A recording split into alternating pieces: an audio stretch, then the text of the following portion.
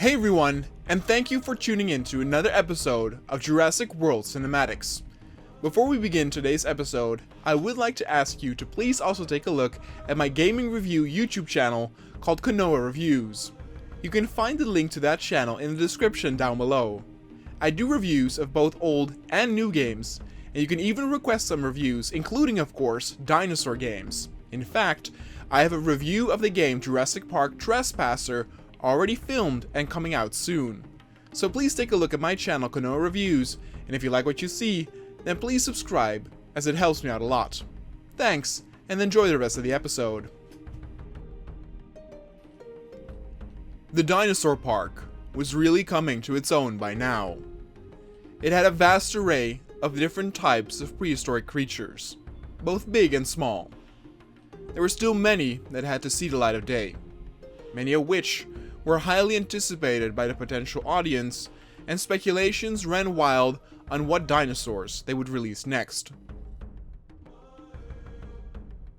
The pens themselves were also filled with life, as it was a bustling theme of creature noises and roars. Investors that had been flown over to see the attractions were very enthusiastic. The Concavenator was a great addition to introduce the audience to a proper carnivore before spilling the beans with something majestic as a T-Rex or Spinosaurus. Yet they could not help but to think that some of the pens could use a bit more variety. The mixed pen, with the Iguanodon, the Oviraptor and the Compies, was already packed, but the Stegosaurus area was large enough to hold another type as long as it would not be a different herd. Some believed that a smaller type of the Stegosaurus family could be introduced, but others thought that the difference in size would diminish their appeal with the visitors. Instead, a different type would be introduced altogether that had no problem living amongst the gentle giants. And so the Ankylosaurus would be introduced here. A pair would be led into the pen to assure their own comfort as they could group up together, but the Ankylosaurus did not need this necessarily. The Ankylosaurus was slow, but better protected than the Stegosaurus. Unlike the Stegos, the Ankylosaurus could be very accurate with its tail swipe that could do devastating damage due to the club at the end of it. What was more is that the shell of the Ankylosaurus was better protected than the back of the Stego, with a hard layer and sharp spikes all around. If need be, the Ankylosaurus would dig in to where only its hard shell was in reach, making the Ankylosaurus kinda the hedgehog of the dinosaurs. Due to how close it was to the ground, made it to where this dinosaur was no runner, and thus it often would intermingle with other herd dinosaurs that were more attentive to predators. If they started to notice commotion, the Ankylosaurus could react to it in its own way.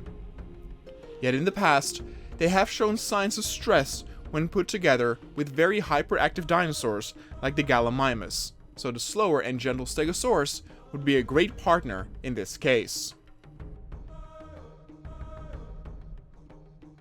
The rangers that went in to sedate these new dinosaurs had no problem getting the task done. An Ankylosaurus could do some serious damage to a car if it wanted to, but more often than not, it chose to dig in or just make a threatening pose rather than attack, often resulting in it falling asleep before anything could be done. The two dinosaurs would be moved to a pen that currently held 5 Stegosaurus, yet there was still enough space. Some were a bit worried about the stress levels of the ones already inhabiting the pen, but the overall procedure and transport went well. The Ankylosaurus were the ones who were a bit stressed in the beginning, running around in this new alien terrain for them. But it was indeed smart to put 2 in there, since they found comfort in each other, and it did not take long before they realized that the Stegosaurus in their new home did not mean no harm.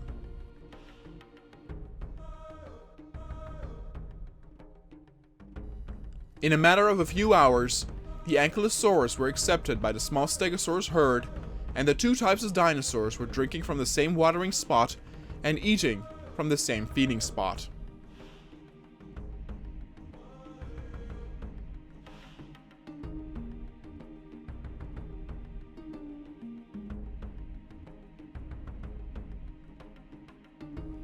Then instead of focusing on new dinosaurs for the next part, it was time to focus on some new facilities. A few of the construction department thought it would be funny to put toilets in front of the Concavenator pen so that it would be the first thing the guests would see once they were done doing their business. At amusement parks, queues would often form in front of these facilities, so for the Concavenator, it was as seeing all these snacks lined up properly for them to eat. But besides this, there would also be a bar built, as well as a gift shop. The bar would have a lounge that would overlook the carnivore pen, giving the guests something cool to look at while enjoying a nice beverage or snack. The scent of food would probably once again drive the predators a bit insane. But the overlooking bar also gave the construction crew an idea to build a tower to provide an even better view of the carnivores, as did it for the other pens, including the mixed pen and even the Stegosaurus and Ankylosaurus pen. By then it was finally time for a new dinosaur, and the shareholders and money spenders demanded something exotic, something flamboyant. Preferably another carnivore, but one that would stand on its own next to the Concavenator. If possible, they would still hold the really big attractions for later, but that resulted in the scientists coming up with a very special dinosaur indeed for the next area. The next addition to the park was the so-called Yangchuanosaurus. What a name! This large and powerful predator made quite the impression with its large head and colorful pattern all over.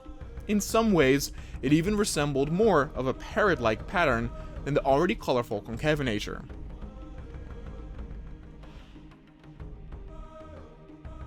The Yangchuanosaurus would be difficult to pronounce to some of the guests, but marketing managers already could see dollar signs by marketing the name to its fullest.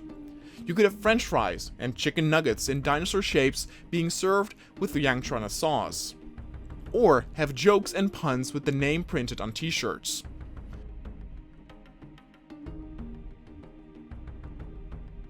They would make the Yangchuanosaurus a star of the park, and the money holders could not be more pleased.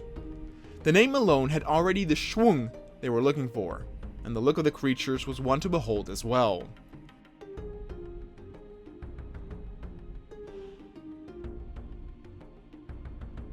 Even though previously it was advised against a pair of carnivores, they wanted to try it again, but this time would give the two enough time to get acquainted in the holding cell before transportation to the pen.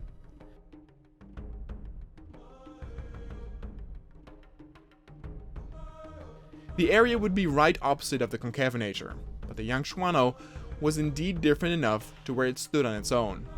In some ways, this new carnivore made more of an impression, and a lot of eyes were drawn to this area to see how they reacted to their new home.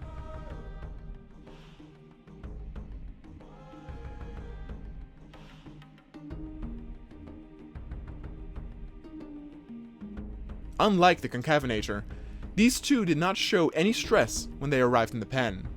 They mostly were hungry and thirsty from the sedation, and it took no time for them to get adjusted and showed healthy sightings of a good appetite.